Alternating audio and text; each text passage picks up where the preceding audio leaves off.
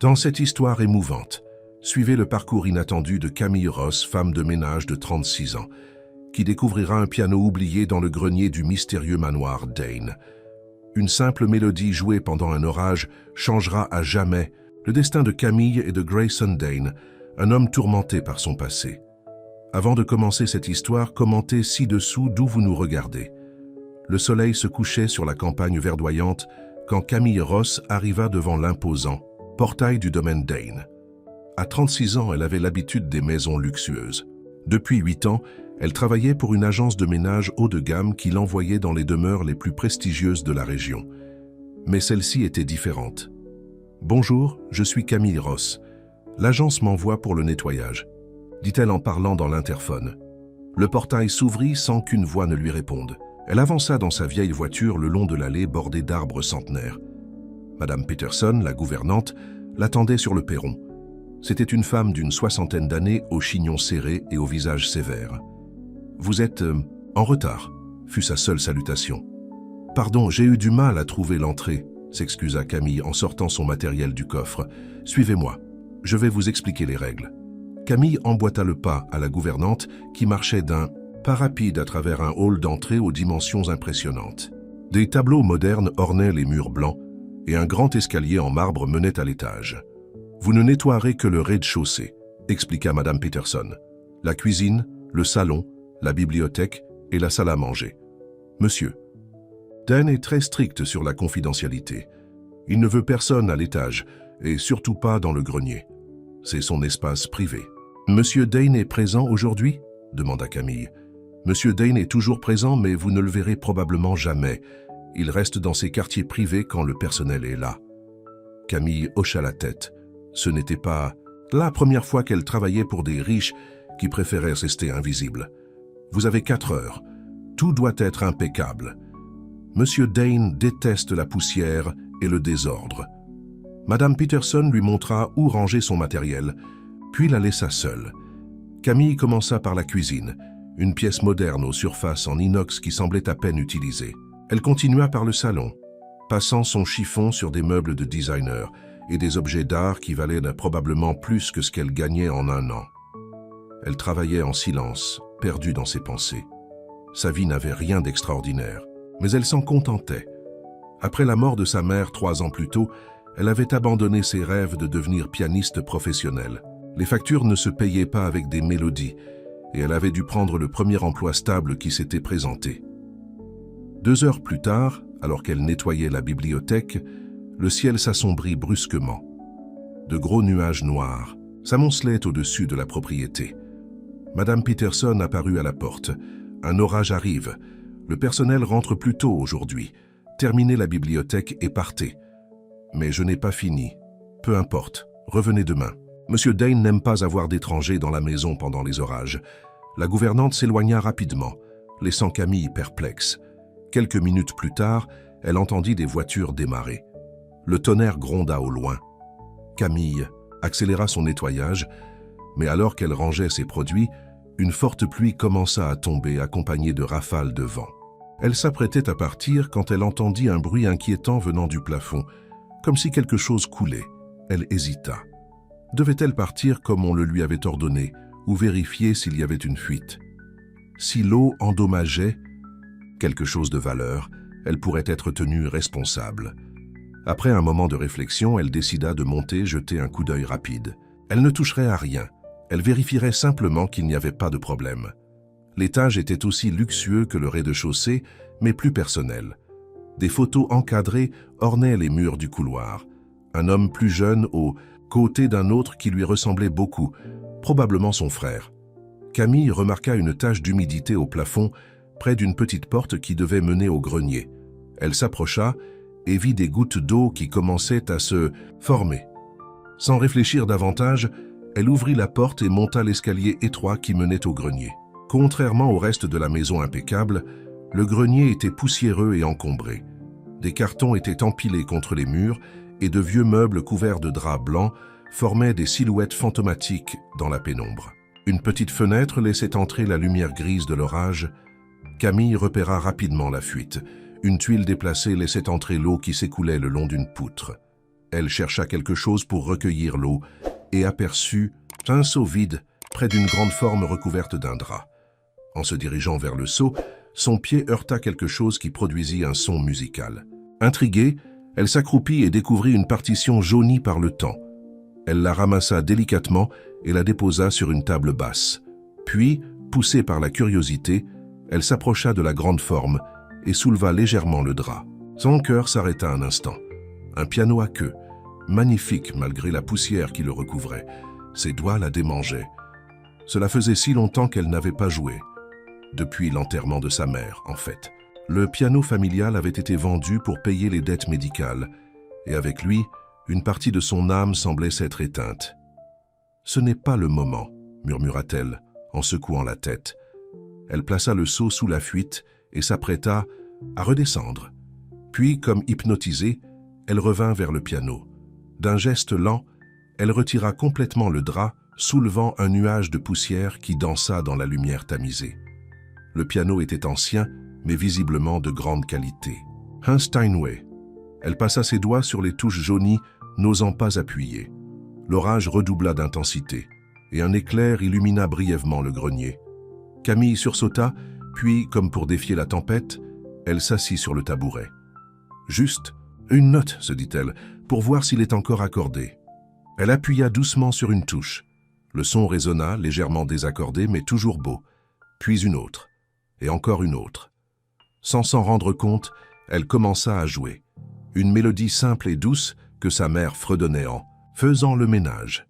Ses doigts se souvenaient, même si elle avait essayé d'oublier. Les notes s'élevèrent dans le grenier poussiéreux, se mêlant au bruit de la pluie sur le toit. C'était une mélodie inachevée, comme suspendue dans l'air. Une mélodie qui parlait de souvenirs doux amers et de rêves abandonnés. Camille ferma les yeux, perdue dans son monde. Elle ne remarqua pas que la porte du grenier s'était entr'ouverte. Elle ne vit pas l'homme qui se tenait là, immobile, écoutant sa musique avec une expression indéchiffrable. Quand elle termina son morceau, le silence sembla encore plus profond qu'avant. Elle resta un moment ainsi, les mains sur les touches, comme si elle pouvait retenir cet instant un peu plus longtemps. Puis elle se leva brusquement, réalisant ce qu'elle venait de faire. Elle remit rapidement le drap sur le piano et vérifia que le seau était bien placé sous la fuite. En se retournant pour partir, elle se figea. La porte était entr'ouverte, alors qu'elle était certaine de l'avoir laissée fermée. Un frisson parcourut son dos. Avait-il quelqu'un? L'avait-on entendu? Elle descendit rapidement l'escalier, traversa l'étage et dévala les marches jusqu'au rez-de-chaussée. Son cœur battait la chamade. Si M. Dahn apprenait qu'elle était montée au grenier et qu'elle avait touché à son piano, elle perdrait certainement son travail. Dehors, la pluie continuait de tomber, mais moins violemment. Camille rangea son matériel à la hâte et quitta la propriété, se promettant de ne plus jamais enfreindre les règles, même avec les meilleures intentions. Ce qu'elle ne savait pas, c'est que dans le grenier silencieux, un homme se tenait, maintenant, devant le piano découvert. Ses doigts effleuraient les touches que Camille avait touchées quelques minutes plus tôt. Grayson Dane, 42 ans, n'avait pas entendu de musique dans cette maison depuis la mort de son frère, 3 ans auparavant. Il n'avait pas touché ce piano depuis le jour des funérailles. La musique lui rappelait trop de souvenirs douloureux. Mais aujourd'hui, pour la première fois depuis longtemps, il avait ressenti quelque chose d'autre que le vide. La mélodie simple et émouvante jouée par cette femme inconnue avait réveillé en lui des émotions qu'il croyait mortes. Il s'assit lentement sur le tabouret, à l'endroit même où Camille s'était assise. Il posa ses mains sur les touches, mais ne joua pas. Il n'était pas encore prêt. Il remarqua la partition que Camille avait ramassée. C'était une vieille composition de son frère jamais terminée. Une mélodie qui ressemblait étrangement à celle que la femme venait de jouer. « Madame Peterson », appela-t-il en descendant à son bureau. La gouvernante apparut presque instantanément, comme si elle attendait derrière la porte. « Monsieur ?»« C'est une nouvelle femme de ménage. Comment s'appelle-t-elle ?»« Camille Ross, monsieur. Voulez-vous que je la renvoie ?»« Elle n'aurait pas dû monter. »« Non, » l'interrompit-il. « Assurez-vous qu'elle revienne demain et modifiez son planning. Je veux qu'elle s'occupe aussi de l'étage et du grenier. » Madame Peterson le regarda avec surprise. Personne n'avait été autorisé à nettoyer le grenier depuis des années. « Êtes-vous sûr, monsieur ?»« Tout à fait sûr, » répondit-il en se détournant pour regarder par la fenêtre. Il est temps de faire entrer un peu d'air frais dans cette maison. Cette nuit-là, Camille ne dormit presque pas. Elle était certaine qu'elle recevrait un appel de l'agence le lendemain pour lui annoncer son licenciement. Comment avait-elle pu être aussi imprudente? Mais quand son téléphone sonna le matin, ce fut pour lui annoncer une nouvelle déconcertante. « Monsieur Dane a demandé spécifiquement que vous reveniez aujourd'hui », lui dit la responsable de l'agence. « Et il a modifié votre contrat. Vous devrez désormais vous occuper aussi de l'étage et du grenier. » Camille resta sans voix. Comment était-ce possible? L'avait-il entendu jouer? Savait-il qu'elle était montée? « Il y a un problème, Camille », demanda la responsable devant son silence. « Non, non, aucun problème. Je serai là à l'heure habituelle. » Elle raccrocha, perplexe. Quelque chose lui disait que sa vie venait de prendre un tournant inattendu. Elle ne savait pas encore si c'était en bien ou en mal, mais pour la première fois depuis longtemps, elle sentait une étincelle d'intérêt s'allumer en elle. En arrivant au domaine ce matin-là, Camille remarqua que quelque chose avait changé. Elle ne pouvait pas dire exactement quoi, mais l'atmosphère semblait différente, comme si la maison elle-même avait expiré un long souffle retenu. Madame Peterson l'accueillit avec son expression habituelle, mais ses instructions avaient changé. « Monsieur, Dane souhaite que vous commenciez par le grenier aujourd'hui, » annonça-t-elle. « Il a dit que vous deviez nettoyer le piano. » Les yeux de Camille s'élargirent. Alors il savait. Il l'avait entendu. « D'accord, » répondit-elle simplement. En montant l'escalier qui menait au grenier, elle sentit son cœur battre plus vite. Qu'allait-elle trouver là-haut? Monsieur Dane serait-il présent pour la réprimander? Mais quand elle ouvrit la porte, le grenier était vide. La fuite avait été réparée et le seau avait disparu. Le piano, cependant, était toujours découvert, la lumière du matin caressant son bois sombre. Sur le tabouret, il y avait une note écrite à la main. « La poussière étouffe la musique. S'il vous plaît, faites en sorte qu'elle puisse respirer. » À nouveau, ce n'était pas signé, mais Camille savait de qui venait ce message. Ce n'était pas un reproche, mais une invitation. Avec un soin particulier, elle commença à nettoyer le piano, enlevant des années de poussière accumulée. Chaque geste était empreint de respect, comme si elle soignait un être vivant longtemps négligé. Elle ne savait pas que dans une pièce voisine, Grayson Dane l'observait par une petite fenêtre intérieure. Il ne savait pas lui-même pourquoi. Il agissait ainsi. Pourquoi cette femme et sa musique l'avaient touché si profondément?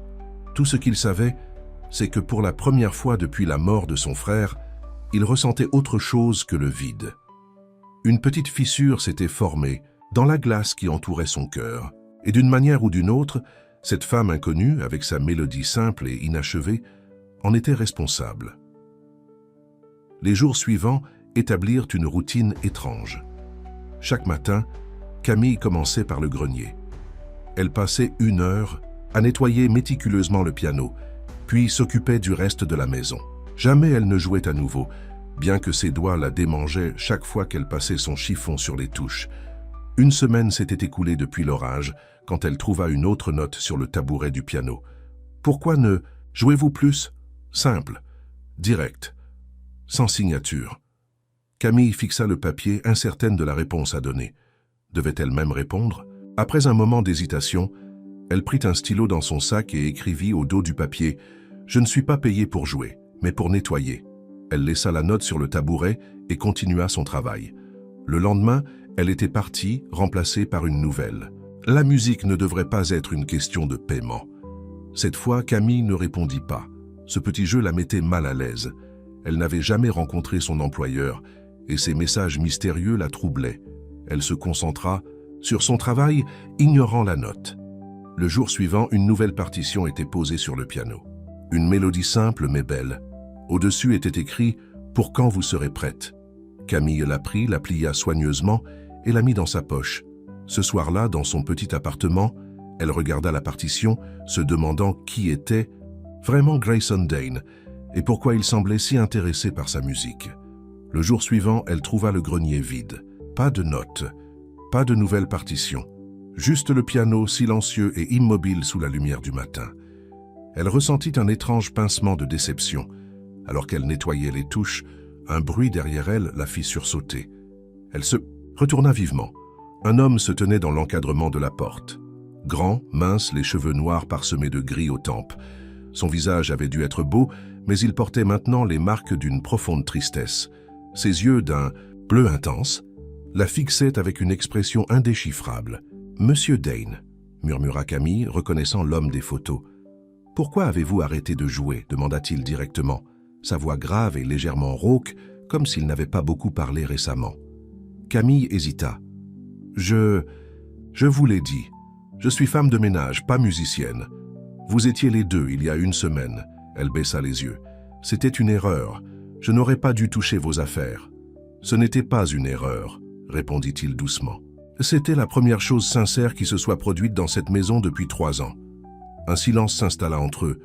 Camille ne savait pas quoi dire. Cette conversation était surréaliste. « Jouez, » dit-il soudainement. « S'il vous plaît. »« Maintenant ? » ?»« Oui. » Elle secoua la tête. « Je ne peux pas, je dois finir mon travail. » « Considérez que c'est votre travail alors. Je vous paie pour jouer. » Camille sentit une pointe d'irritation. « Je ne suis pas un jukebox, monsieur Dane. On ne me paie pas pour jouer sur commande. » Elle regretta immédiatement son ton. Cet homme était son employeur. Il pouvait la renvoyer d'un mot. Mais à sa surprise, Grayson Dane ne se fâcha pas. Un léger sourire apparut sur ses lèvres. « Vous avez raison, je m'excuse. » Il fit un pas en arrière. « Mais l'offre reste valable. Si jamais vous voulez jouer, le piano est à vous. » Il se retourna pour partir, puis ajouta sans se retourner. « La mélodie que vous avez jouée, elle ressemblait à une composition de mon frère, inachevée comme la vôtre. » Et il disparut, laissant Camille seule avec le piano et ses pensées troublées. Les jours passèrent sans qu'elle ne revoie Grayson Dane, mais chaque matin, elle trouvait une nouvelle partition sur le piano. Des morceaux simples, mélancoliques, certains familiers, d'autres qu'elle n'avait jamais entendus. Un matin, alors qu'elle époussetait la bibliothèque au rez-de-chaussée, elle entendit un son qui la figea sur place. Des notes de piano hésitantes, maladroites, venaient du grenier. Quelqu'un jouait, mal, mais avec une émotion palpable. Sans réfléchir, elle monta les escaliers à pas feutrés. La porte du grenier était entr'ouverte. À travers l'ouverture, elle vit Grayson assis au piano, tentant de jouer une des mélodies qu'il lui avait laissées. Elle resta là, immobile, l'écoutant lutter avec les notes. Il y avait quelque chose de profondément touchant dans ses efforts maladroits. Soudain, il s'arrêta et frappa les touches avec frustration. « Vous pouvez entrer, » dit-il sans se retourner. « Je sais que vous êtes là. » Prise en flagrant délit, Camille poussa la porte et entra dans le grenier. « Je suis désolé. Je ne voulais pas espionner. Ce n'est rien. » Il resta assis, regardant les touches. J'essayais de me souvenir comment jouer. Mon frère était le musicien, pas moi. « Le piano était à lui ?» demanda doucement Camille. Grayson hocha la tête. David était un compositeur, pas célèbre mais talentueux. Il vivait ici avec moi. Ce grenier était son studio. Il passa une main sur son visage. Après l'accident, je n'ai pas pu me résoudre à me débarrasser de ses affaires, mais je ne pouvais pas non plus supporter de les voir. Alors j'ai tout couvert et interdit l'accès au grenier. « Jusqu'à ce que j'arrive » murmura Camille. « Jusqu'à ce que vous jouiez » corrigea-t-il. Cette mélodie, elle m'a rappelé une des compositions de David, inachevée comme je vous l'ai dit. C'était une berceuse que ma mère chantait, expliqua Camille. Je n'ai jamais su d'où elle venait. Un silence s'installa, plus confortable que le précédent. « Pourquoi avez-vous arrêté de jouer » demanda finalement Grayson. « Vous êtes doué. Je l'ai entendu ce premier jour. » Camille s'approcha du piano, effleurant les touches sans appuyer. « Ma mère est morte il y a 3 ans. Cancer. Les factures médicales ont englouti toutes nos économies. J'ai dû vendre notre piano pour payer les dernières factures d'hôpital. » Elle haussa les épaules, tentant de paraître détachée. « La vie continue. J'ai trouvé ce travail.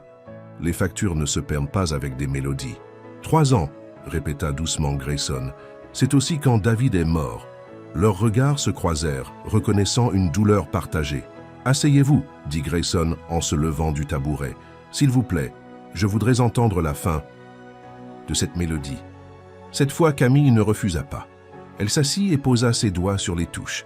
La mélodie s'éleva, douce et mélancolique, emplissant le grenier de souvenirs.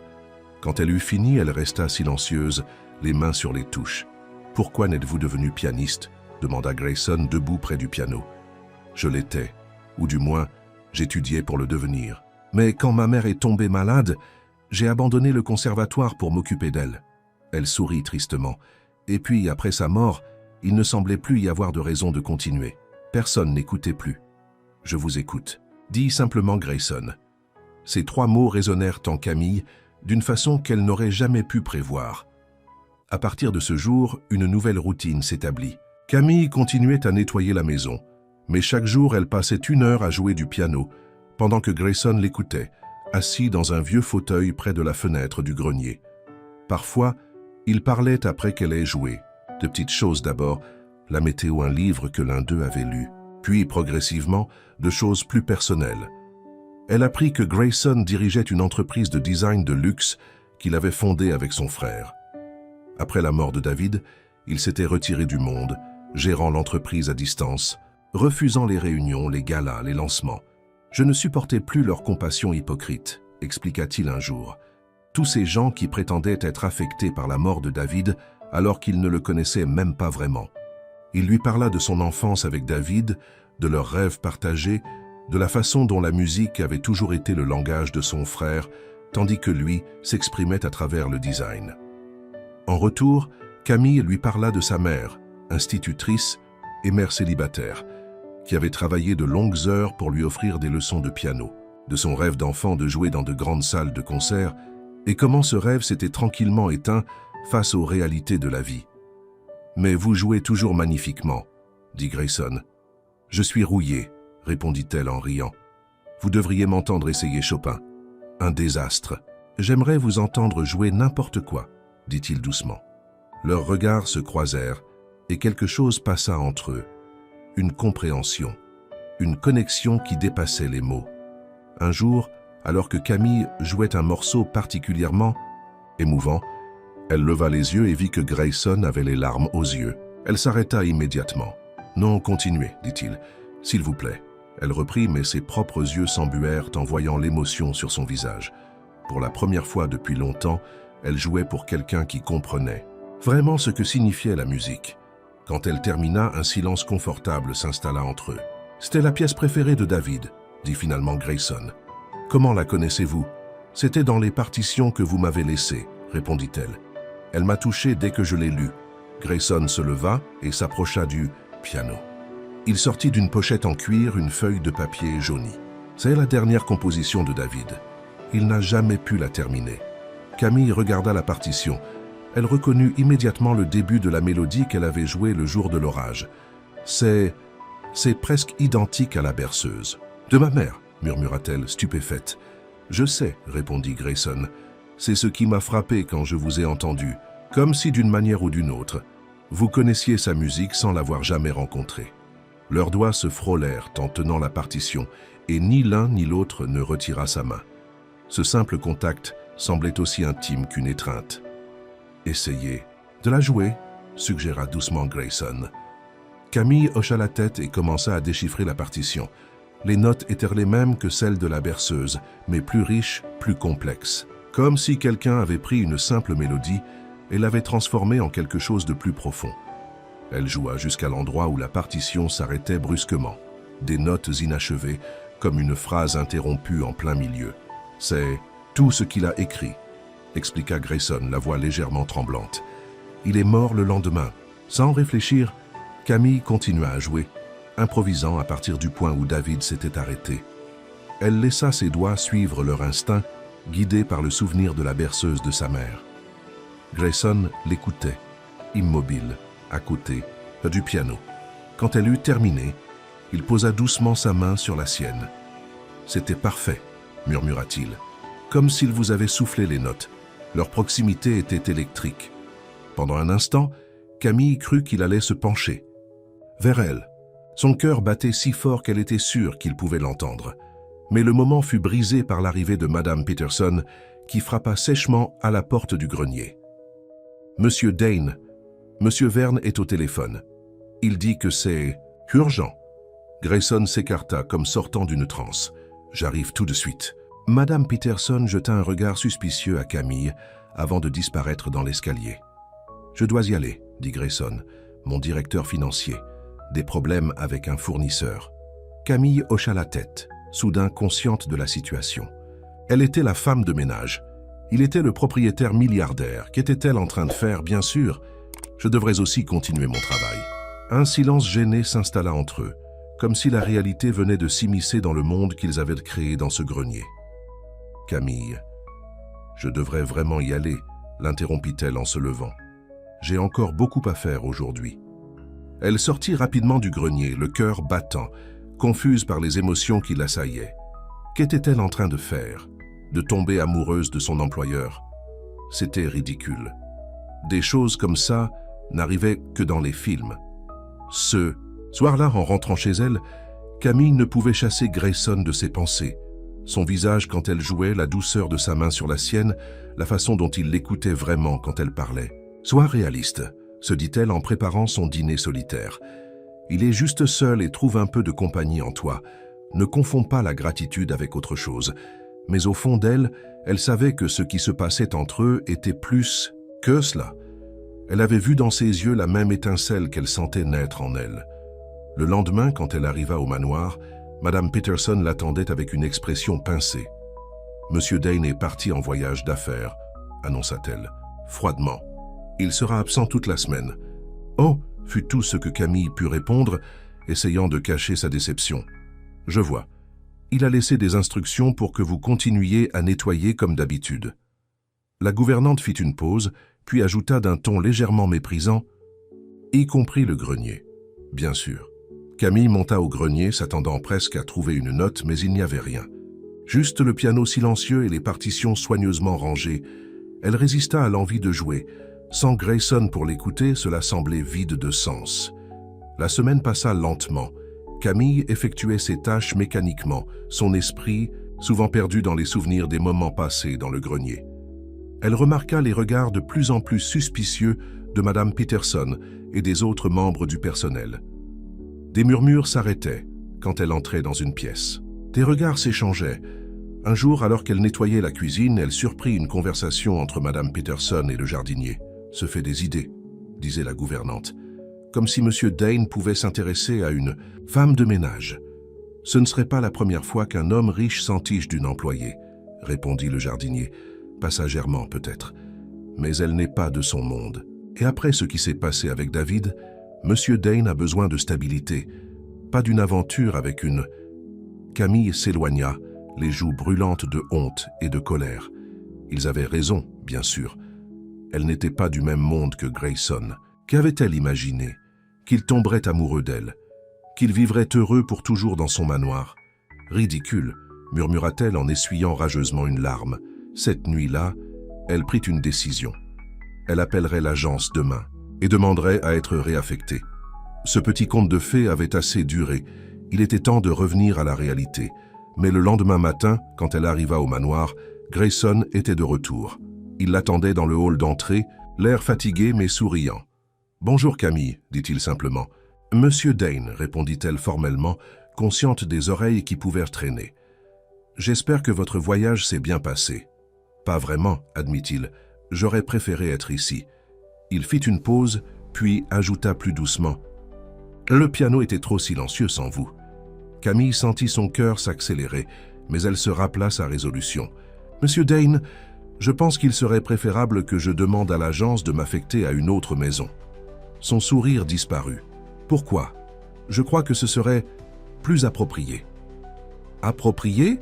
répéta-t-il, une note de frustration dans la voix. « Qu'est-ce que cela signifie? Vous savez très bien ce que cela signifie, » répondit-elle à voix basse. « Les gens parlent, et ils ont raison.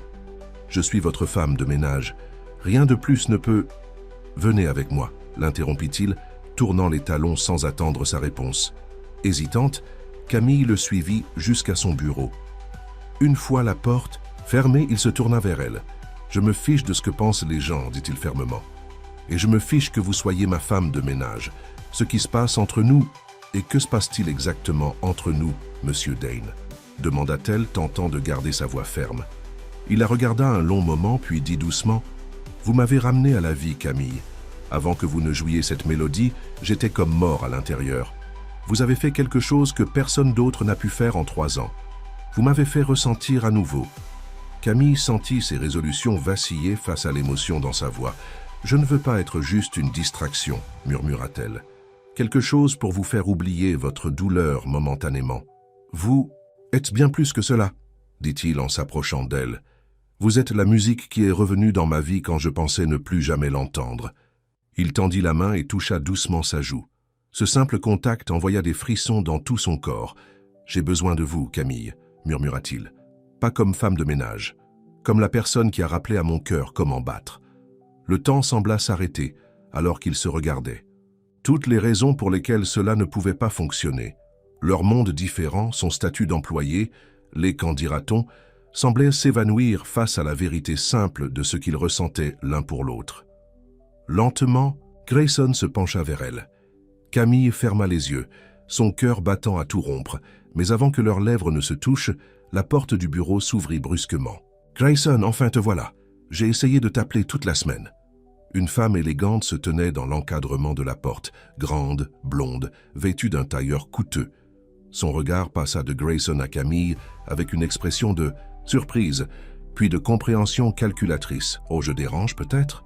dit-elle avec un sourire qui n'atteignait pas ses yeux. Grayson s'écarta de Camille, son visage se fermant immédiatement.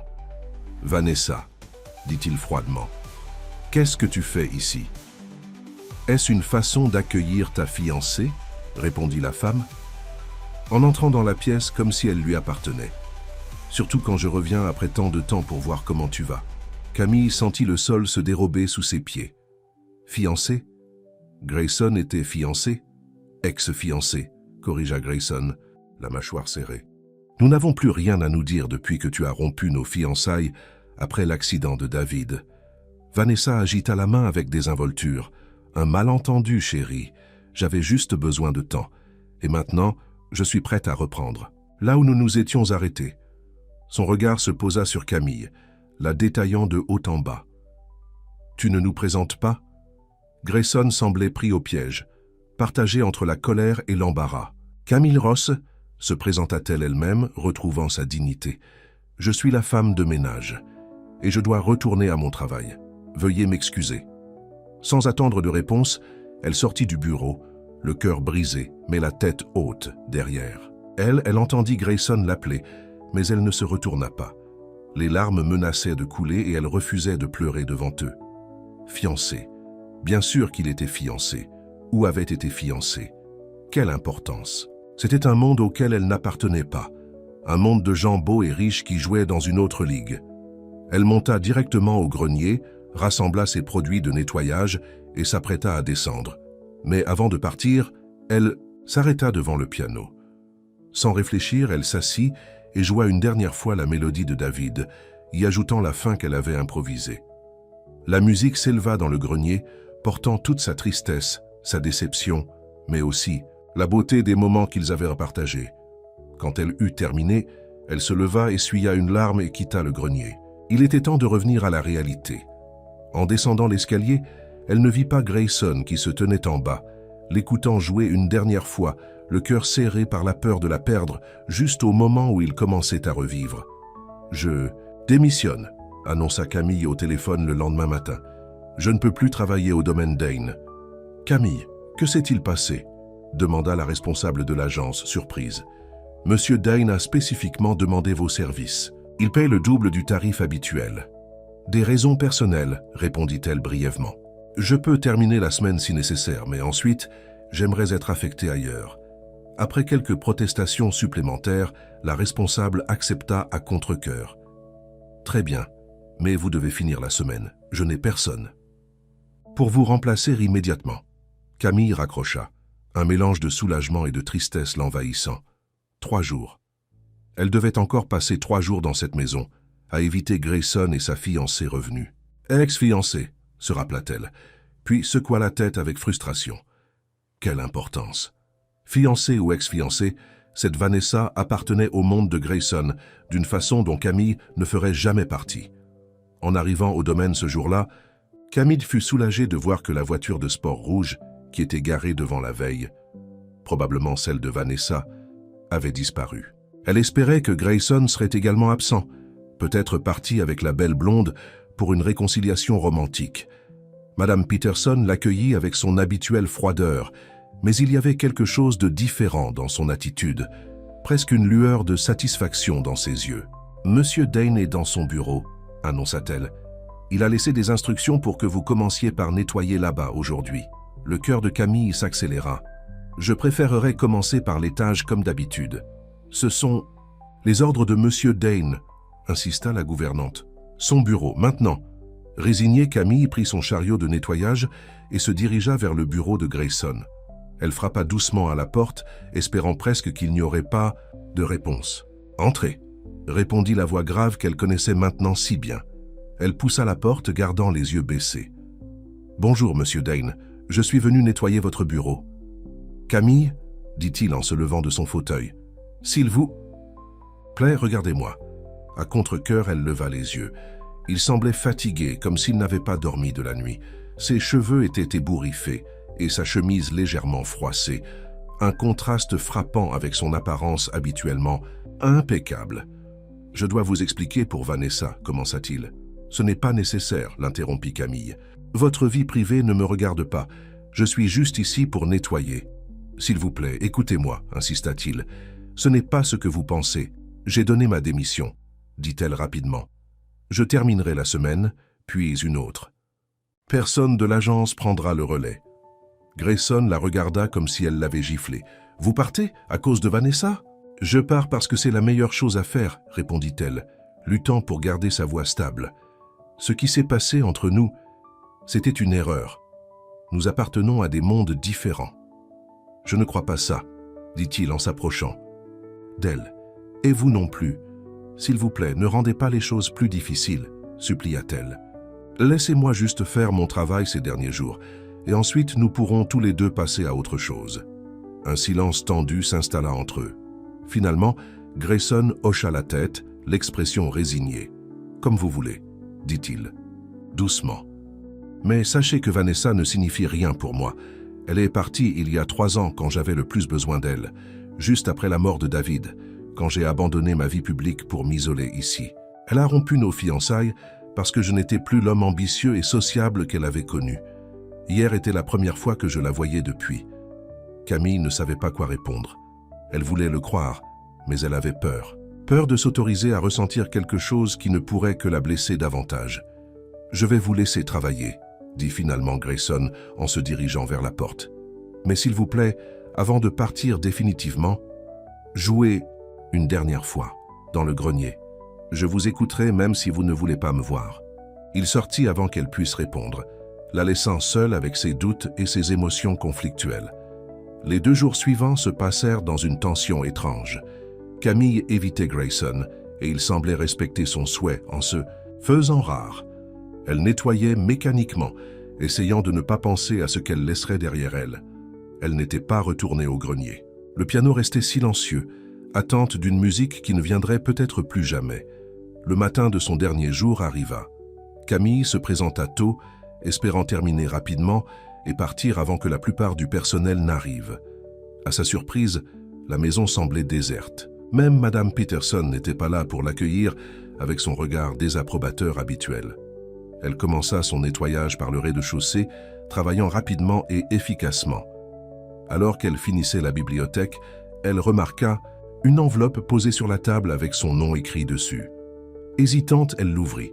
À l'intérieur, elle trouva une lettre de Grayson. « Chère Camille, j'ai demandé à tout le personnel de prendre leur journée. Je voulais vous laisser l'espace dont vous avez besoin pour votre dernier jour. Je respecte votre décision de partir, même si cela me brise le cœur. Vous m'avez ramené à la vie quand je pensais que rien ne le pourrait jamais. Votre musique a touché quelque chose en moi que je croyais perdu pour toujours. Je ne vous demande qu'une chose. Avant de partir, montez au grenier. Il y a quelque chose que j'aimerais que vous voyiez. Quelque chose que j'ai préparé pour vous. Quelle que soit votre décision après cela, je l'accepterai. Avec toute mon affection, Grayson. » Camille resta immobile, la lettre tremblant légèrement dans ses mains. Une partie d'elle voulait simplement partir maintenant, éviter cette dernière confrontation émotionnelle. Mais une autre partie, plus forte, avait besoin de cette clôture. Lentement, elle monta les escaliers, son cœur battant de plus en plus, forte à chaque marche. Arrivée à la porte du grenier, elle prit une profonde inspiration et l'ouvrit. Ce qu'elle vit la laissa sans voix. Le grenier avait été transformé. Les vieux cartons et meubles couverts avaient disparu. Les fenêtres, maintenant dégagées, laissaient entrer la lumière du matin qui illuminait l'espace. Le sol avait été nettoyé et ciré, reflétant la lumière dorée. Au centre, le piano brillait, fraîchement poli. À côté, un chevalet supportait une grande toile couverte d'un drap blanc. Et sur le piano, une nouvelle partition et une autre lettre. Les mains légèrement tremblantes, Camille s'approcha et prit la lettre. « Camille, si vous lisez ceci, cela signifie que vous m'avez accordé un dernier moment. La partition sur le piano est la composition inachevée de David, mais j'y ai ajouté la fin que vous avez improvisée ce jour-là. J'ai travaillé avec un ami compositeur pour capturer exactement ce que vous avez joué. C'est maintenant une œuvre complète, grâce à vous. Quant à ce qui se trouve sous le drap, c'est mon cadeau pour vous, que vous décidiez de rester ou de partir Grayson. » Camille regarda la partition. Son nom y figurait, aux côtés de celui de David Dane comme co-compositeur. Echoes of Silence, commencé par David Dane, complété par Camille Ross. Des larmes lui montèrent aux yeux. C'était un cadeau inestimable, une reconnaissance de sa contribution à quelque chose de précieux. Lentement, elle se tourna vers la toile couverte. D'une main hésitante, elle tira sur le drap qui tomba au sol, révélant ce qui se cachait dessous. C'était une peinture. Une peinture d'elle, assise au piano dans ce même grenier, la lumière l'entourant comme une aura dorée. Ses doigts étaient posés sur les touches, son visage légèrement tourné, une expression de paix et de joie pure illuminant ses traits. Derrière elle, une silhouette floue semblait l'observer, une présence bienveillante qui rappelait les photos de David que Camille avait vues dans la maison. Au bas de la toile, une simple inscription. La mélodie dans la poussière, le moment où la musique est revenue. Signé Grayson Dane. Camille ne savait même pas qu'il peignait. Cette révélation combinée à la beauté troublante de l'œuvre la submergea d'émotion. Je ne savais pas si vous viendriez. La voix de Grayson la fit sursauter. Il se tenait, dans l'encadrement de la porte, l'air incertain, presque vulnérable.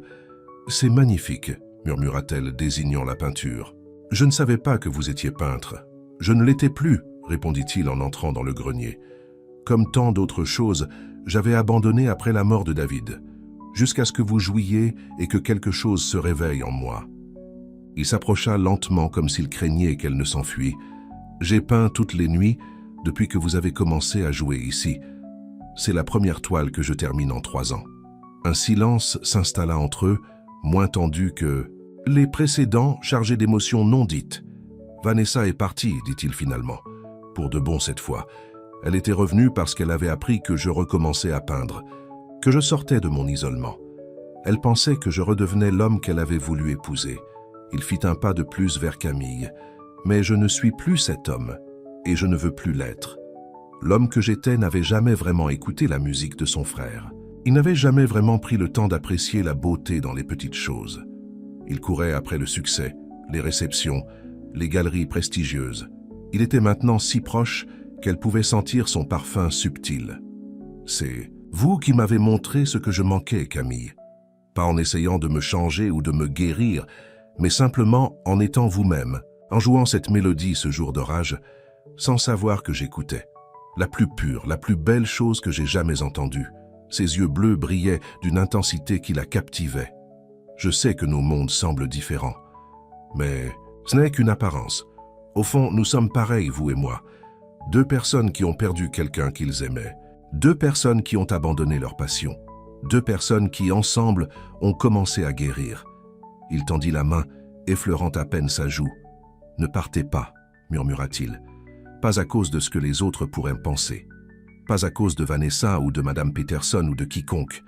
Restez pour vous, pour moi, pour la musique que nous créons ensemble. » Camille sentit ses défenses s'effondrer. Tout ce qu'il disait faisait écho à ce qu'elle ressentait au plus profond d'elle-même. « J'ai peur, admit-elle. Peur que ce ne soit qu'un rêve, que je me réveille et que tout ait disparu. C'est réel, affirma-t-il en prenant doucement sa main. Aussi réel que cette musique que vous avez jouée, aussi réel que cette peinture. » Il guida sa main vers le piano. « Jouez, demanda-t-il doucement. Jouez notre mélodie. » et vous saurez que c'est réel. Camille s'assit lentement au piano. Ses doigts trouvèrent les touches familières, et la mélodie commença à s'élever, douce et hésitante d'abord, puis de plus en plus assurée. Cette fois, elle joua la composition entière, du début mélancolique écrit par David jusqu'à la fin pleine d'espoir qu'elle avait improvisée, leurs deux voix musicales unies en une seule histoire. Grayson s'assit à côté d'elle sur le banc, écoutant, ses yeux ne quittant jamais son visage. Quand elle termina, un silence paisible s'installa entre eux. « Restez, répéta-t-il, pas comme femme de ménage, comme vous-même, comme la musicienne que vous êtes, comme la femme dont je suis en train de tomber amoureux. » Ces derniers mots furent prononcés si doucement qu'elle faillit ne pas les entendre, mais ils résonnèrent en elle comme les notes les plus parfaites. « Je ne sais pas ce que l'avenir nous réserve, » dit-elle honnêtement. « Je ne sais pas si cela peut fonctionner. Moi non plus, admit-il, mais je sais que sans vous, la musique s'arrêtera à nouveau. Et je ne peux pas retourner dans ce silence. » Camille regarda la peinture, puis la partition, puis l'homme assis à côté d'elle. Un homme qui avait perdu son frère et s'était perdu lui-même, jusqu'à ce qu'une mélodie inattendue le ramène à la vie. Lentement, elle posa sa main sur la sienne. « Je resterai, » dit-elle simplement. « Nous verrons où la musique nous mène. » Le sourire qui illumina le visage de Grayson valait tous les doutes, toutes les peurs qu'elle avait pu ressentir. Il prit sa main et la porta à ses lèvres, y déposant un baiser doux comme une promesse. Cet après-midi-là, au lieu de nettoyer, Camille joua du piano pendant que Grayson peignait. Aucun mot n'était nécessaire entre eux. La musique et l'art parlaient le langage que leur cœur comprenait parfaitement. Quand le soleil commença à se coucher, baignant le grenier d'une lumière orangée, Grayson posa son pinceau et s'approcha d'elle. « Viens, dit-il, utilisant pour la première fois le tutoiement. « J'ai quelque chose à te montrer. » Il la conduisit en bas, jusqu'à la partie de la maison qu'elle n'avait jamais vue, ses quartiers privés. Il ouvrit une porte, révélant un studio inondé de lumière, les murs couverts de toiles à différents stades d'achèvement. « C'est ici que je me cache depuis 3 ans, expliqua-t-il, incapable de terminer quoi que ce soit, hanté par les souvenirs de David. Toutes les peintures représentaient des variations du même thème. Un homme jouant du piano, les traits flous mais reconnaissables comme ceux du frère de Grayson, d'après les photos que Camille avait vues. « Et puis tu es arrivé, continua-t-il, la guidant vers une section différente du studio. Là, sur plusieurs chevalets, se trouvaient des toiles plus récentes, des peintures d'elle jouant du piano dans le grenier. Chacune capturait un aspect différent. La concentration sur son visage, la grâce de ses mains, la lumière jouant dans ses cheveux. « Tu m'as inspiré, » dit-il simplement. « Tu as ramené les couleurs dans mon monde. » Camille était sans voix. Ses peintures étaient l'expression visuelle de ce qu'elle ressentait quand elle jouait pour lui. Vue, entendue, comprise d'une manière qu'elle n'avait jamais connue auparavant. « Grayson » murmura-t-elle, les larmes aux yeux. Il s'approcha d'elle, encadrant doucement son visage de ses mains. « Avant toi, ma vie était comme ces peintures inachevées, figée dans le passé, incapable d'avancer. Tu m'as montré qu'il y avait encore de la beauté à trouver et de la musique à entendre. » Lentement, il se pencha vers elle. Cette fois, il n'y eut pas d'interruption. Leurs lèvres se touchèrent en un baiser doux et hésitant, comme les premières notes d'une nouvelle mélodie. Quand ils se séparèrent, le visage de Camille était radieux. « Je devrais peut-être appeler l'agence, » dit-elle avec un petit sourire, « pour leur dire que finalement je ne démissionne pas. » Grayson secoua la tête, un sourire espiègle sur ses lèvres. « J'ai déjà appelé. Je leur ai dit que je t'embauchais directement, comme musicienne résidente. » Elle rit, le son cristallin résonnant dans le studio. « Musicienne résidente, est-ce que ça existe vraiment ?»« Ça existe maintenant, » répondit-il en l'attirant à nouveau vers lui. Cette nuit-là, ils dînèrent ensemble dans la grande salle à manger, discutant jusqu'aux petites heures du matin. Ils parlèrent de David et de la mère de Camille, de musique et de peinture, de deuil et de renaissance. Et pour la première fois depuis des années, ils parlèrent d'avenir. Mais le lendemain matin, alors que la lumière du jour chassait la magie de la nuit, la réalité frappa Camille. Elle se réveilla dans sa propre chambre, dans son petit appartement, se demandant si elle avait pris la bonne décision. Les doutes l'assaillirent. Et si Vanessa revenait? Et si le personnel continuait à la traiter comme une intruse? Et si Grayson se lassait d'elle une fois la nouveauté passée? Elle se préparait à partir pour le domaine quand son téléphone sonna. C'était l'agence. Camille, il y a eu un problème, annonça la responsable, sa voix tendue. Monsieur Dane a annulé tous nos services. Il dit qu'il n'a plus besoin de femmes de ménage. Son cœur se serra. Avait-il déjà changé d'avis? Tout ce qui s'était passé la veille n'était-il qu'une impulsion qu'il regrettait maintenant? Je vois, répondit-elle, la gorge nouée. Mais il a spécifiquement demandé à ce que je vous transmette un message.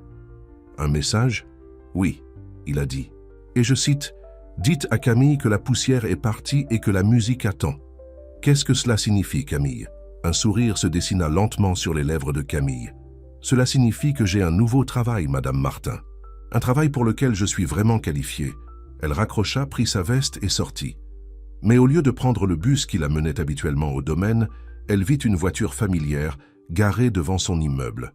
Grayson l'attendait, appuyé contre sa voiture, un bouquet de fleurs sauvages à la main. « J'ai pensé que tu voudrais peut-être du covoiturage, » dit-il avec un sourire. « Puisque tu n'es plus femme de ménage, mais musicienne résidente. » Elle s'approcha de lui, prenant les fleurs avec un sourire radieux.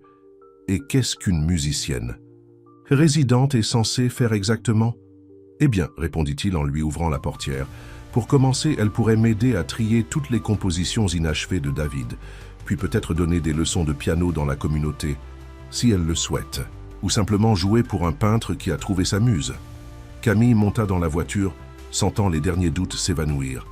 Ce n'était pas un conte de fées avec une fin garantie. C'était la vie réelle, avec tous ses défis et ses incertitudes. Mais, pour la première fois depuis longtemps, l'avenir semblait plein de possibilités harmonieuses, comme une belle mélodie qui attend d'être jouée, note après note, jour après jour, alors qu'il roulait vers le domaine Dane. Camille regarda l'homme à côté d'elle. Il avait perdu son frère et s'était perdu lui-même. Elle avait perdu sa mère et ses rêves. Mais ensemble, ils avaient trouvé quelque chose de nouveau. Une seconde chance, une mélodie inattendue qui avait émergé de la poussière et du silence, et cette mélodie ne faisait que commencer. Mais comme ils franchissaient le portail du domaine, ils ne remarquèrent pas la voiture rouge garée un peu plus loin sur la route, ni la femme blonde qui les observait, le visage durci par la détermination et la jalousie. Vanessa n'avait pas dit son dernier mot, et elle n'avait pas l'intention de laisser une simple femme de ménage lui voler l'homme qu'elle considérait comme sien. « Profite de ton conte de fées, Cendrillon, » murmura-t-elle en mettant ses lunettes de soleil. « Il ne durera pas. » Un mois s'écoula comme un rêve éveillé. Camille s'installa au domaine Dane, non pas dans la chambre de domestique qu'elle aurait dû occuper en tant que femme de ménage, mais dans une suite lumineuse au premier étage, juste en face des appartements de Grayson. Le grenier avait été complètement transformé en un studio combinant musique et peinture. Le piano trônait, toujours au centre, mais Grayson avait installé son chevalet près de la fenêtre où la lumière était parfaite. Ils y passaient de longues heures ensemble, elle jouant, lui peignant, parfois en silence, parfois en partageant leurs pensées les plus profondes. Camille avait commencé à trier les compositions inachevées de David, un travail à la fois douloureux et thérapeutique pour Grayson. Ensemble, ils découvraient des mélodies oubliées, des morceaux de l'âme de David préservés dans ses notes. « Je pense que celle-ci pourrait être complétée, » dit Camille un matin, tenant une partition. « Johnny. » Elle ressemble à une valse, mais elle s'arrête au milieu d'une phrase. Grayson s'approcha, regardant par-dessus son épaule. Sa proximité ne la rendait plus nerveuse comme avant. Elle s'y était habituée, chérissant la chaleur de sa présence. « David l'a écrite pour le mariage de nos parents, » expliqua-t-il. « Leur 30e anniversaire. Il n'a jamais pu la leur offrir. »« Voudrais-tu que j'essaie de la terminer ?» demanda doucement Camille.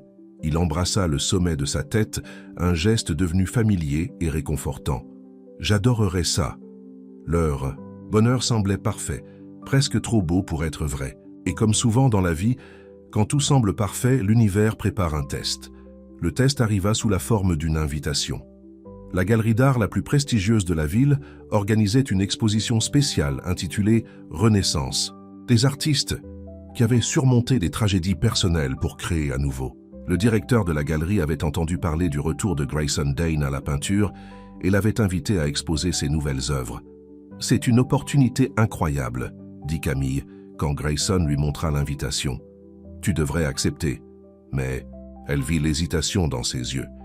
Ce serait ma première apparition publique depuis la mort de David, dit-il lentement. Et toutes mes nouvelles peintures, elles sont de toi. Est-ce un problème? Demanda-t-elle, soudain inquiète. Il prit ses mains dans les siennes. Pour moi?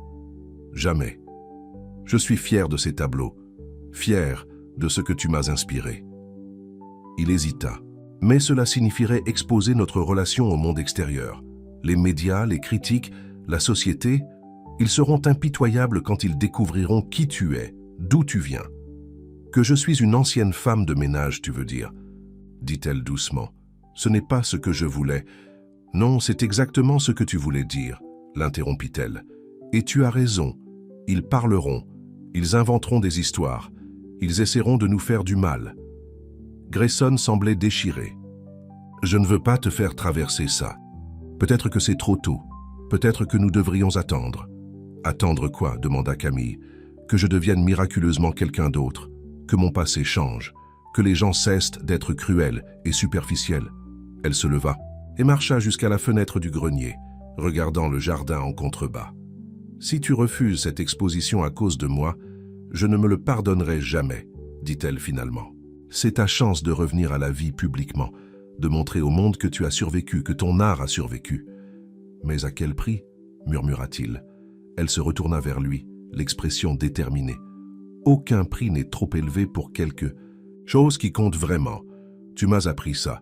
Finalement, Grayson accepta l'invitation. Les semaines suivantes furent consacrées à la sélection des œuvres à exposer, à l'encadrement, aux discussions avec le directeur de la galerie.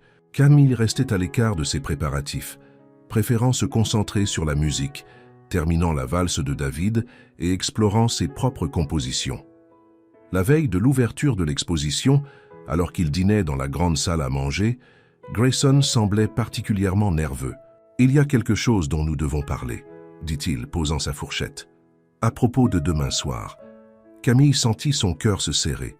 Elle savait ce qui allait venir. « Tu préférerais que je ne vienne pas », dit-elle simplement. « Non », s'exclama-t-il, surpris. « Au contraire, je veux que tu sois là à mes côtés.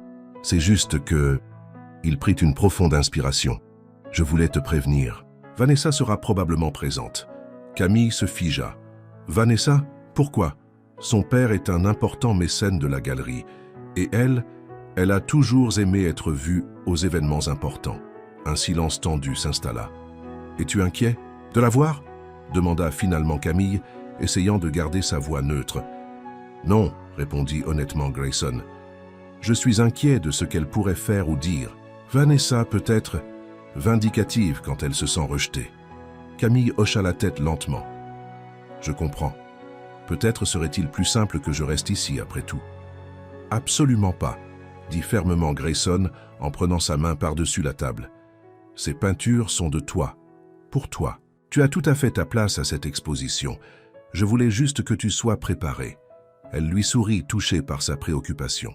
« Merci, et ne t'inquiète pas pour moi.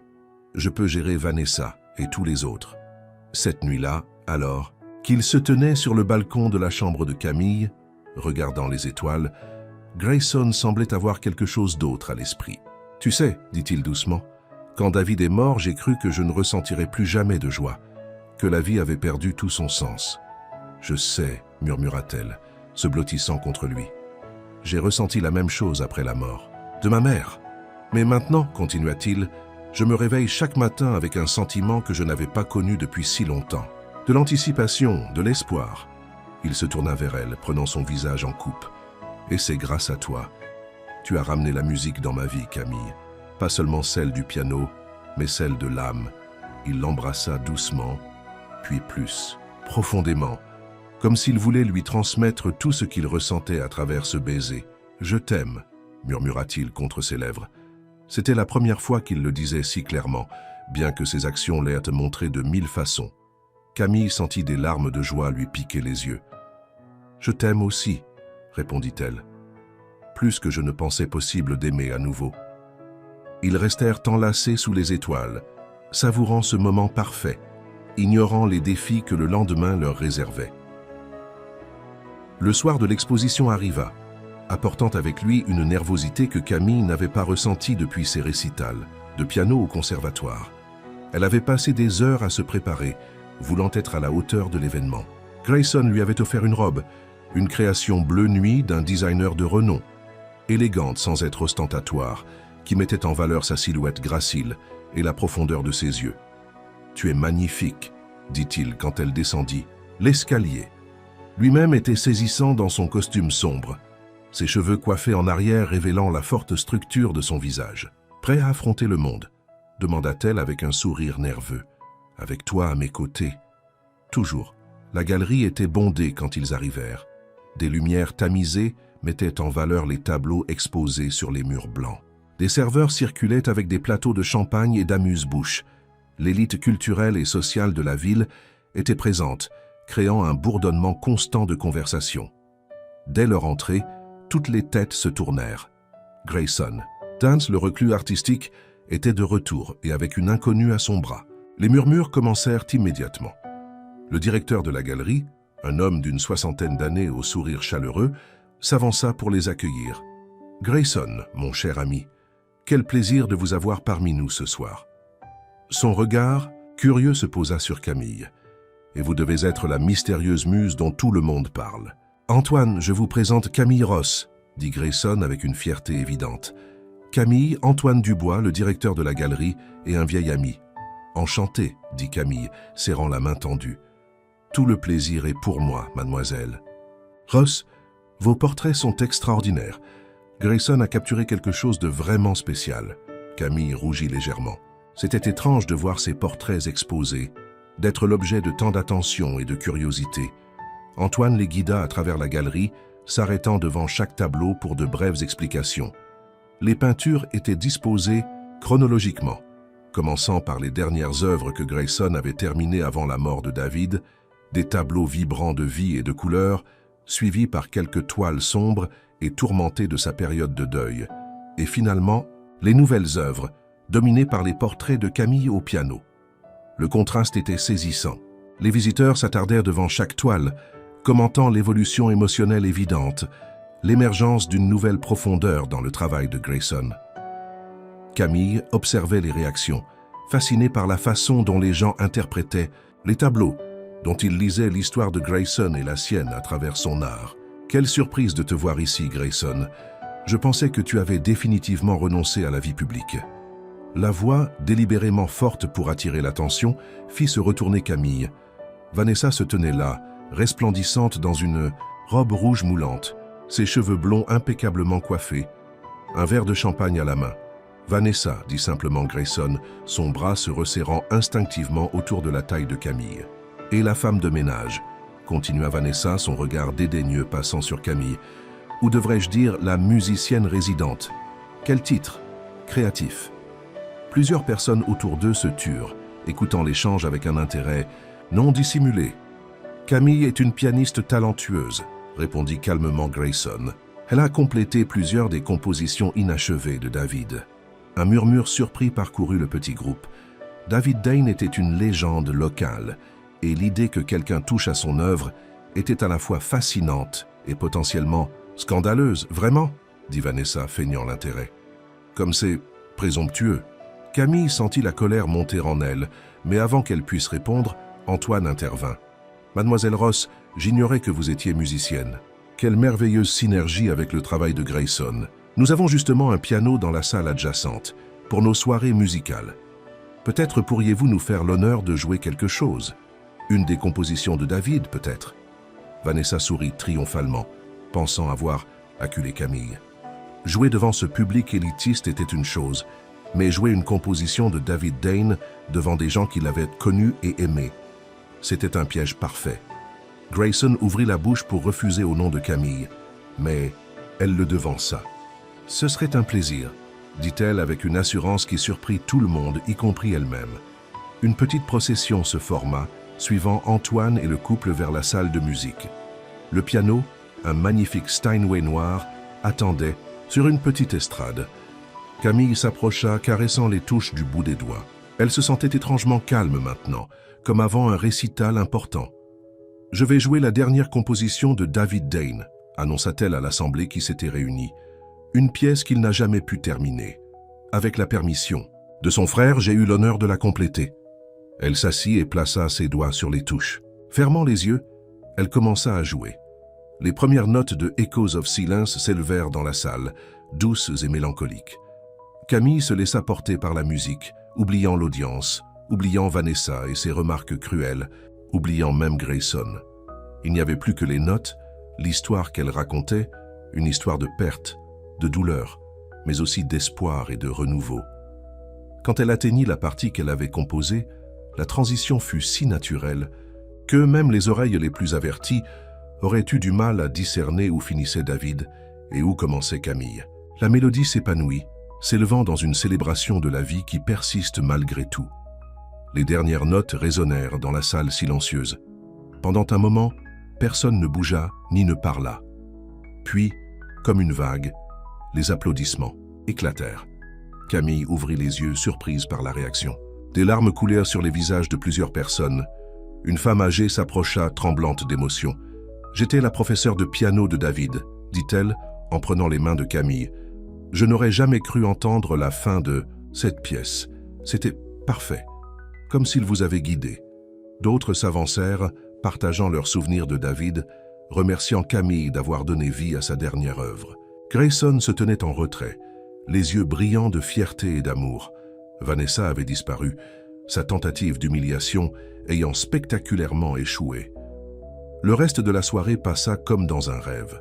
Les critiques d'art louaient les nouvelles. Peinture de Grayson, soulignant la profondeur émotionnelle qui avait émergé de sa période de deuil. Des collectionneurs se pressaient pour acquérir ses œuvres. Et toujours Camille était à ses côtés, acceptant sa part d'attention avec une grâce naturelle qui impressionnait même les plus sceptiques. Quand ils rentrèrent au domaine, tard dans la nuit, une fatigue heureuse les enveloppait. « T'es incroyable », dit Grayson en l'aidant à retirer son manteau. « La façon dont tu as joué, je n'ai jamais entendu la pièce de David sonner aussi bien. » Camille sourit, encore étourdie par les événements de la soirée. « J'étais terrifié, mais une fois assise au piano, c'était comme si David était là d'une certaine façon. Il l'était, dit doucement Grayson, à travers sa musique, à travers toi. » Ils montèrent l'escalier en silence, main dans main, jusqu'à ce qu'ils atteignent la porte de la chambre de Camille. « Reste avec moi ce soir », murmura-t-elle, posant sa main sur son torse. Leurs regards se croisèrent, chargés d'émotion et de désirs contenus. « Tu es sûr ?» demanda-t-il, sa voix à peine audible. Pour toute réponse, elle l'attira à l'intérieur et ferma la porte. Cette nuit marqua un nouveau début pour eux, non plus séparés par des doutes ou des mondes différents, mais unis dans une compréhension profonde de ce qu'ils avaient trouvé l'un en l'autre. Les semaines suivantes apportèrent des changements rapides. Le succès de l'exposition catapulta Grayson Bach dans le monde artistique. Des offres d'exposition internationales affluaient. Des interviews étaient sollicitées. Son retour était célébré comme une renaissance triomphante. Parallèlement, la performance de Camille avait attiré l'attention. Antoine Dubois l'avait mise en contact avec le directeur du conservatoire de musique local, qui, après l'avoir auditionné, lui offrit un poste de professeur et d'interprète résidente. « C'est une opportunité incroyable », dit Grayson quand elle lui annonça la nouvelle. « Tu pourrais recommencer à poursuivre ton rêve. »« Notre rêve », corrigea-t-elle. « Tout cela, c'est notre histoire maintenant. » Un matin, alors qu'ils prenaient leur petit déjeuner sur la terrasse, Grayson semblait particulièrement pensif. « À quoi penses-tu » demanda Camille, remarquant son air distrait. « À nous, à l'avenir. » Il posa sa tasse de café et prit sa main. « J'ai reçu une invitation pour exposer à Paris pendant 3 mois. »« Grayson, c'est merveilleux » s'exclama-t-elle. « Oui, mais... » Il hésita. « Ce serait à partir de septembre, et ton poste au conservatoire commence en même temps. » Camille comprit immédiatement le dilemme. « Oh, je ne veux pas être séparé de toi, » dit-il fermement. « Pas maintenant. Pas après tout ce que nous avons traversé pour être ensemble. Mais tu ne peux pas refuser cette opportunité, » dit-elle. « Paris a toujours été ton rêve. Notre rêve, » répondit-il, répétant ses propres mots. « Tout est notre rêve maintenant. » Il se leva soudainement, l'air déterminé. « Viens avec moi. » Camille le suivit, intrigué, alors qu'il la conduisait jusqu'au grenier, leur sanctuaire. Mais au lieu de s'arrêter devant le piano ou le chevalet, il la mena jusqu'à une petite commode dans le coin. « J'ai quelque chose pour toi, dit-il, ouvrant le tiroir supérieur. Quelque chose que j'aurais dû te donner il y a longtemps. » Il en sortit une petite boîte en velours noir. Le cœur de Camille s'accéléra. « Grayson, attends, dit-il doucement. Je veux d'abord te montrer quelque chose d'autre. » Il sortit une grande enveloppe du même tiroir et en extrait délicatement une feuille de papier jaunie par le temps. Camille reconnut immédiatement l'écriture de David sur une partition. « C'est la toute première mélodie que David a jamais composée, » expliqua Grayson. Il avait 12 ans. Il l'a intitulée « Pour celui qui trouvera sa voix ». Il la posa doucement sur le piano. « Joue-la, s'il te plaît. » Camille s'assit au piano et commença à déchiffrer la partition. La mélodie était simple mais profondément émouvante, l'expression pure et innocente d'un jeune garçon découvrant son don. Quand elle eut terminé, elle leva les yeux vers Grayson, qui se tenait maintenant à genoux devant elle, la petite boîte ouverte dans sa main. À l'intérieur se trouvait une bague délicate, un saphir entouré de petits diamants sur une monture en platine. David m'a dit un jour que je saurais que j'ai trouvé la bonne personne quand elle donnerait une voix à tout ce que je ne pouvais pas exprimer, dit Grayson, sa voix tremblant légèrement. Tu es cette personne, Camille. Tu as donné une voix à mon cœur silencieux. Tu as terminé les mélodies inachevées. Tu as ramené la beauté dans ma vie quand je pensais l'avoir perdue pour toujours. Des larmes coulaient librement sur les joues de Camille maintenant. Je ne veux plus jamais être séparé de toi, ni par des océans, ni par des malentendus, ni par des préjugés stupides sur qui nous sommes ou d'où nous venons. Il prit une profonde inspiration. Camille Ross, veux-tu m'épouser? Veux-tu que nous composions ensemble le reste de notre mélodie? Camille ne pouvait pas parler. Son cœur était trop plein. Au lieu de cela, elle posa ses mains sur les touches du piano et commença à jouer. Les premières notes de Echoes of Silence. Mais cette fois, elle y ajouta quelque chose de nouveau, une variation joyeuse et affirmative qui semblait dire « Oui, oui, 1000 fois oui !» Grayson comprit. Il se leva et l'embrassa tendrement puis glissa la bague à son doigt. « Paris ?» demanda-t-elle finalement, retrouvant sa voix. « Paris » confirma-t-il. « Puis où que la musique et l'art nous mènent, ensemble. » 3 mois plus tard, ils se marièrent dans le jardin du domaine Dane. C'était une cérémonie simple mais élégante. Le conservatoire avait généreusement permis à Camille de différer son poste d'1 an, lui permettant d'accompagner Grayson dans sa tournée d'exposition européenne. Antoine Dubois était là, ainsi que la vieille professeure de piano de David, et même certains membres du personnel qui avaient initialement regardé Camille avec suspicion. Madame Peterson, à la surprise de tous, avait aidé à organiser la réception, reconnaissant finalement la sincérité des sentiments entre Grayson et Camille. Vanessa, bien sûr, n'était pas invitée, bien qu'elle ait fait plusieurs tentatives pour perturber leur relation dans les semaines suivant l'exposition.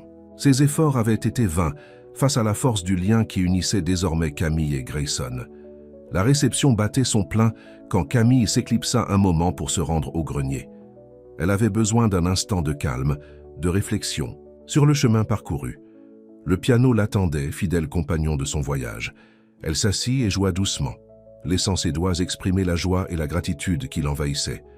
Elle ne remarqua pas immédiatement Grayson qui l'avait suivie. « Je me demandais où ma femme avait disparu », dit-il depuis la porte, un sourire tendre aux lèvres. « J'avais besoin d'un moment », répondit-elle, « pour remercier. » « Remercier qui ?» Elle réfléchit un instant.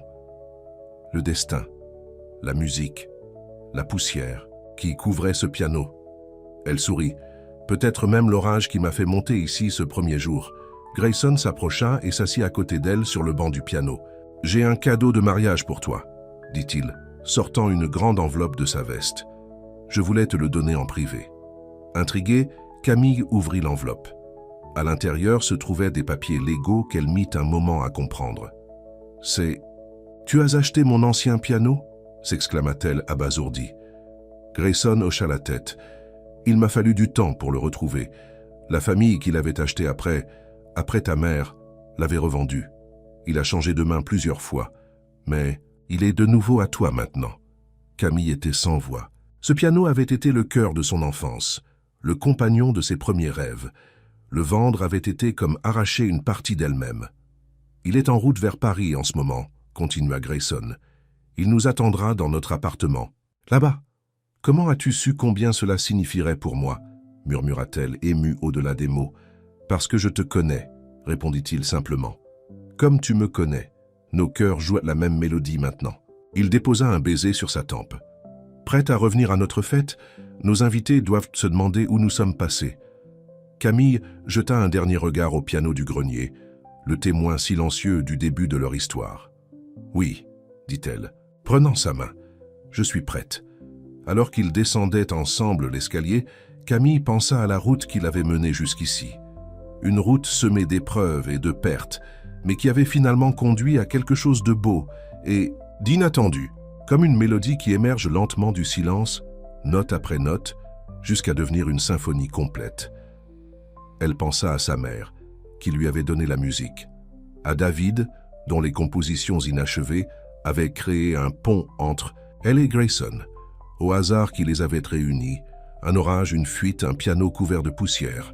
Et surtout, elle pensa à l'avenir qui s'ouvrait devant eux, un avenir plein de musique, d'art et d'amour, un avenir où elle n'aurait plus jamais à jouer seule, où ses mélodies seraient toujours entendues.